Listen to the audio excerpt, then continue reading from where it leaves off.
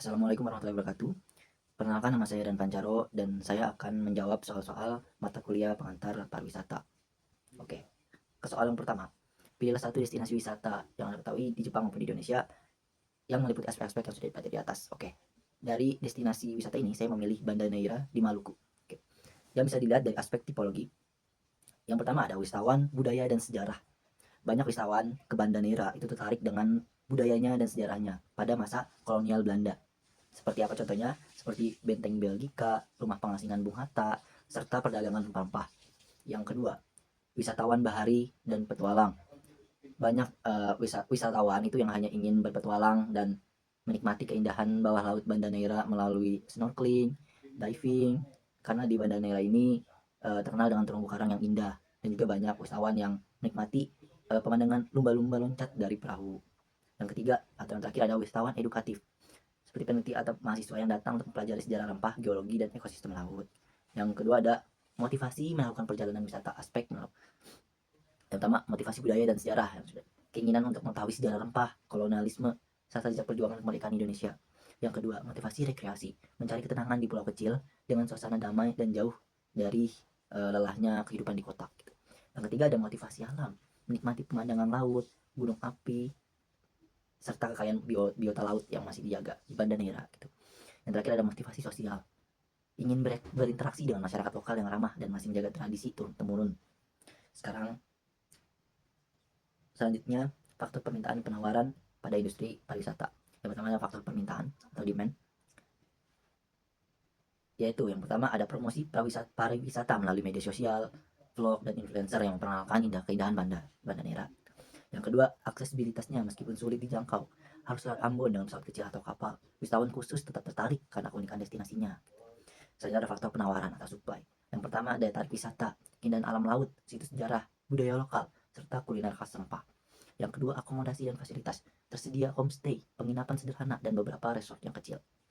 Tiga, transportasi lokal. Antar pulau, perahu wisata dan ojek motor menjadi sarana utama mobilitas. Selanjutnya ada organisasi industri pariwisata. Oke, industri pariwisata di Banda Neira ini didukung oleh berbagai pihak, baik pemerintah maupun swasta.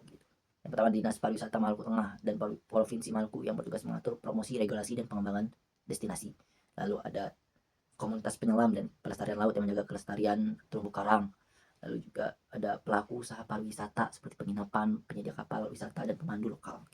Lalu kita bisa lihat dari aspek ekonominya. Dampak positifnya itu meningkatkan pendapatan masyarakat lokal. Yang kedua, membuka lapangan pekerjaan baru. Ketiga, meningkatkan pendapatan daerah.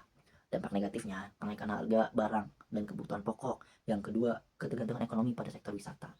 Lalu pada aspek lingkungan, dampak positifnya itu mendorong kesadaran pelestarian alam. Kedua, pengelolaan kawasan wisata lebih teratur.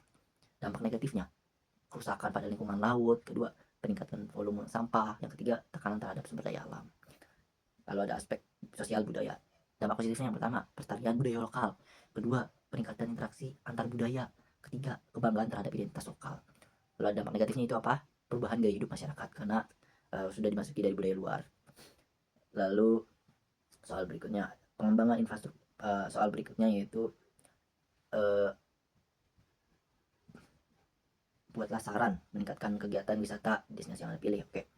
Yang saya pilih yaitu pengembangan infrastruktur dan fasilitas wisata agar wisatawan merasa nyaman. Perlu adanya yang pertama, peningkatan kualitas akomodasi seperti homestay dan penginapan yang ramah lingkungan. Yang kedua, penyediaan fasilitas umum seperti toilet bersih, tempat sampah, dan papan informasi wisata.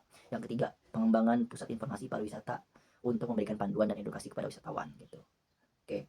Lalu saran menurut saya soal terakhir, menurut Anda apakah ada hal yang penting dapat disebutkan di atas sebagai destinasi yang Anda pilih?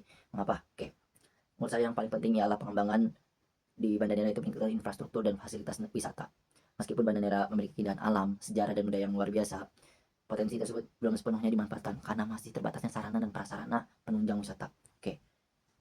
Fasilitas wisata yang memadai juga sangat penting untuk menciptakan pengalaman wisata yang menyenangkan, ketersediaan penginapan yang bersih, tempat makan yang higienis, ada wisata yang tertata, serta fasilitas publik seperti toilet, papan informasi, dan tempat sampah merupakan kebutuhan dasar yang mempengaruhi kepuasan wisatawan. Jika fasilitas tersebut ditingkatkan, wisatawan akan merasa lebih nyaman dan cenderung merekomendasikan Banda Neira kepada orang lain. Mungkin sekian dari jawaban saya untuk mata kuliah pengantar pariwisata. Assalamualaikum warahmatullahi wabarakatuh.